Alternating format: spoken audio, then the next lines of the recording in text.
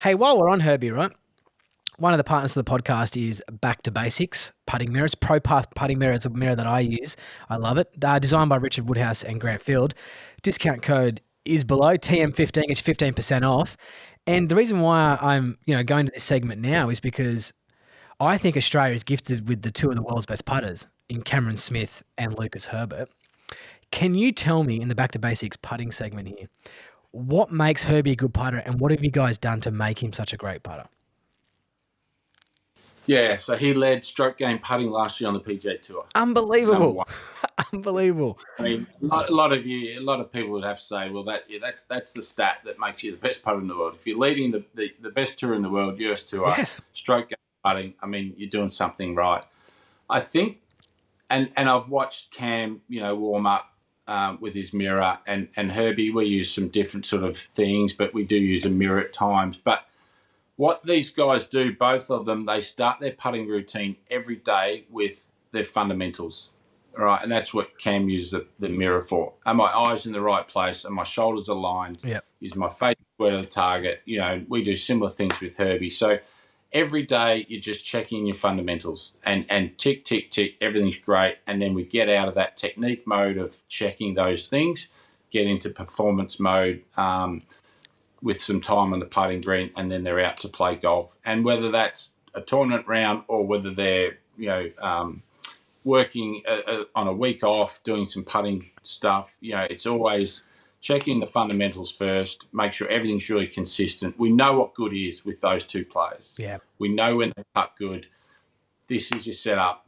And we just got to make consistency with all that. And then the performance drills they both do, I think, is it's very similar what Cam and Lucas do within their putting, routines. And when I say routines, I mean day in, day out, week in, week out.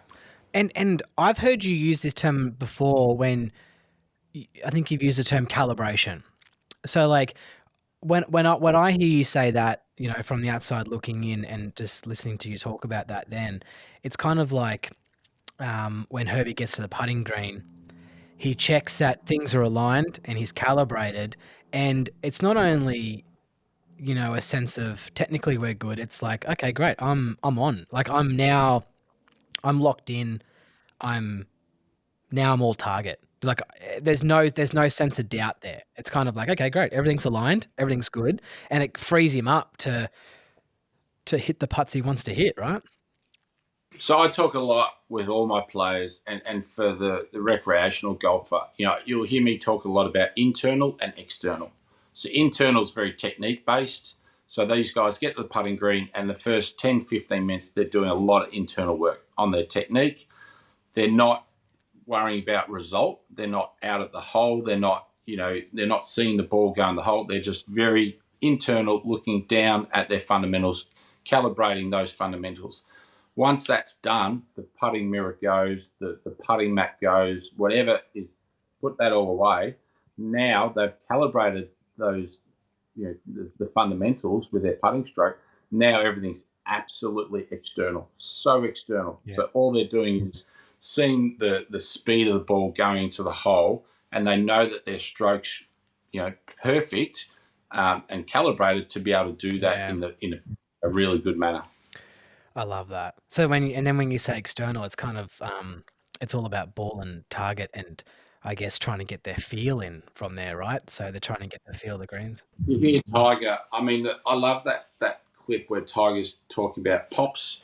Pops used to say to me, take a picture, take a photo, and then putt to the picture. And that's just totally external. Even when he's coming back and his eyes are over the golf ball, he's still seeing the picture.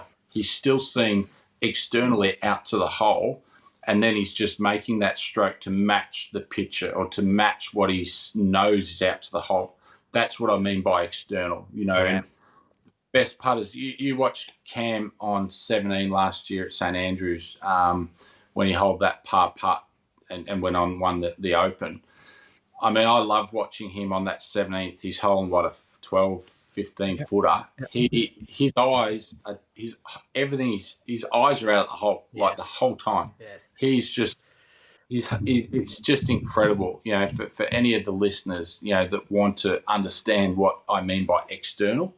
Go to YouTube, find Cam holding that putt, and you'll just see he's not even thinking down at the ball, at his feet, at his technique in any way. Yep. He knows that his technique's good, Mhm. and then he's just seeing that putt go in the hole. He's so external with that putt, and hits such a great putt.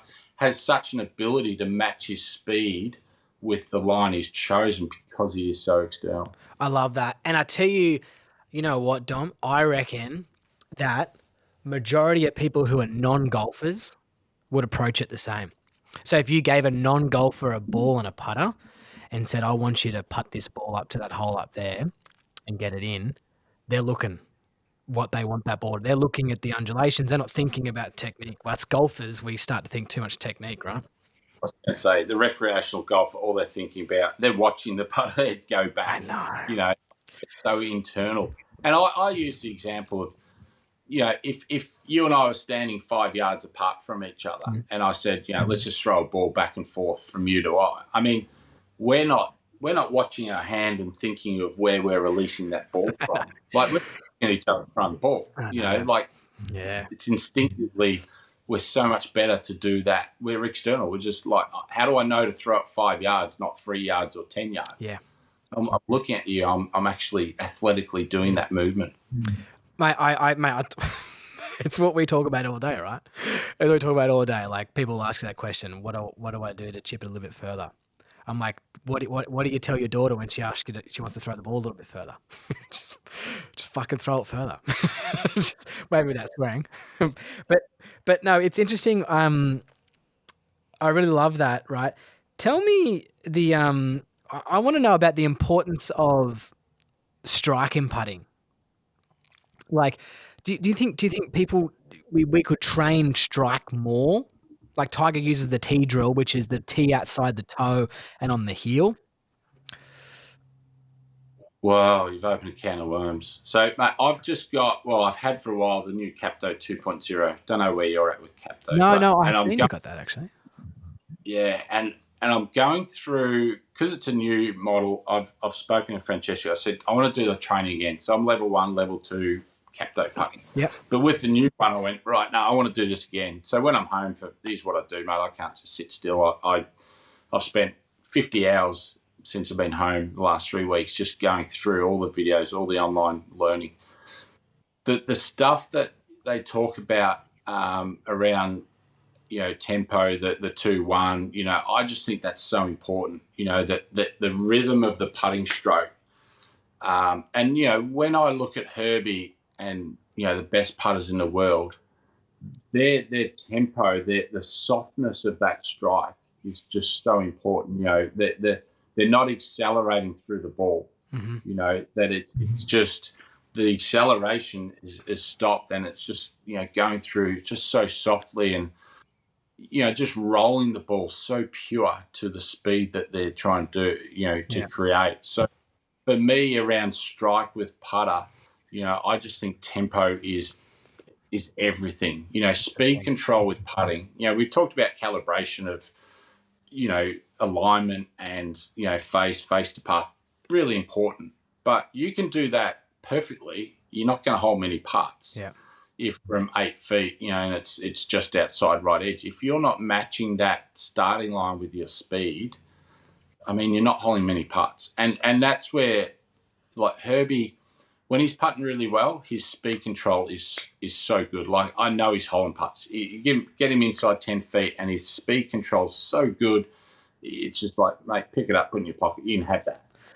But when he's not quite holding putts, he's hitting the edge of the hole, and, his speed control's just not quite on. Yeah. His tempo's not quite there. So we go back often to that, and it's interesting, talking about Herbie second round at the Open this year, and I said he was really a bit chasey and trying to create, make a score.